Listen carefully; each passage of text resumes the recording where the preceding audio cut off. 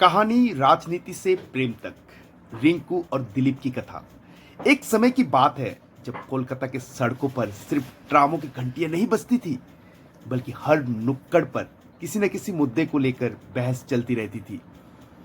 पश्चिम बंगाल की मिट्टी में राजनीति जैसे घुली मिली थी और उसी गहमागहमी के बीच दो चेहरे धीरे धीरे एक दूसरे की जिंदगी में मायने रखने लगे।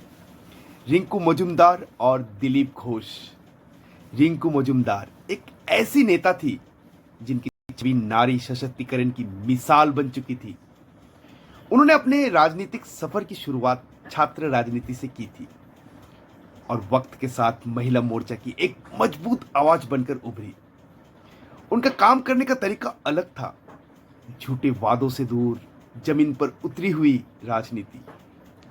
वो उन नेताओं में थी जो सुबह सुबह किसी मोहल्ले की नालियों की सफाई देखने पहुंच जाती और दोपहर में महिला स्व सहायता समूह की मीटिंग लेती।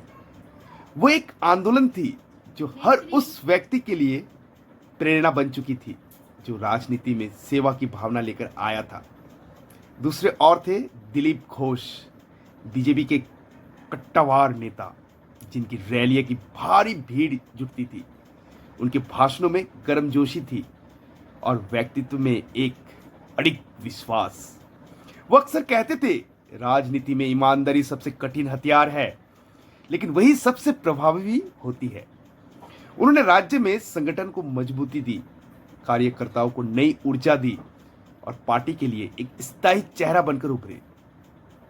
रिंकू और दिलीप की मुलाकातें पहले सिर्फ राजनीतिक आयोजनों में होती थी, कभी किसी मोर्चा मीटिंग में, कभी किसी जन जागरण अभियान में। शुरू में दोनों एक दूसरे को सिर्फ सहकर्मी की तरह जानते थे, लेकिन वक्त के साथ बातचीत बढ़ी। एक दिन जब रिंकू ने एक छोटे गांव में शिक्षा अभियान शुरू किया और दिलीप वहां अचानक पहुंच गए, तो उन्होंने मुस्कुराकर कहा था, आप जहां जाती हैं वहां बदलाव अपने आप आ जाता है। उस दिन के बाद एक अलग सा रिश्ता बनने लगा। दोनों एक दूसरे की बातों को गंभीरता से सुनते, सलाह मशवरा करते और कभी कभी हल्की फुल्की तकरार भी होती। लेकिन इन तकरारों में भी एक अपनापन झलकता था। एक बार एक इंटरव्यू में जब रिंकू से पूछा गया कि राजनीति में सबसे बड़ी चुनौती क्या है, तो उन्होंने जवाब दिया, भरोसे को बनाकर रखना।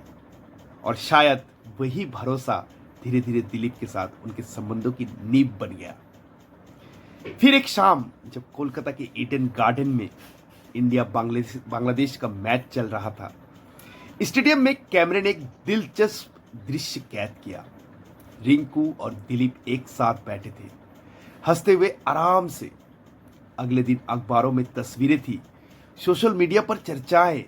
कुछ ने सवाल उठाए, कुछ ने समर्थन किया, लेकिन ज्यादातर लोगों ने इस रिश्ते को एक सुंदर मोड़ के रूप में देखा।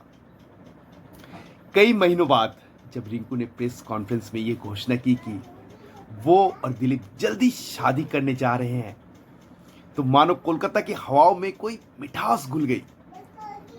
ये सिर्फ दो लोगों का साथ नहीं था, ये दो विचारों, दो जिंदगियों का और एक ही मिशन की साझेदारी थी। राजनीति के शोरगुल में जहां रिश्ता अक्सर समीकरणों पर टिके होते हैं, वहां यह रिश्ता एक मिसाल बन गया।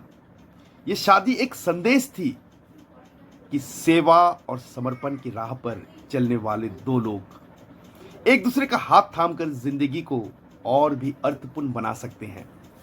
आज भी जब लोग रिंकू और दिलीप को साथ देखकर मुस्कुराते हैं, तो कहते हैं, बंगाल की राजनीति को एक नई दिशा देने वाले ये दो नेता अब एक दूसरे की जिंदगी को भी दिशा दे रहे हैं। ये कहानी कैसे लगी?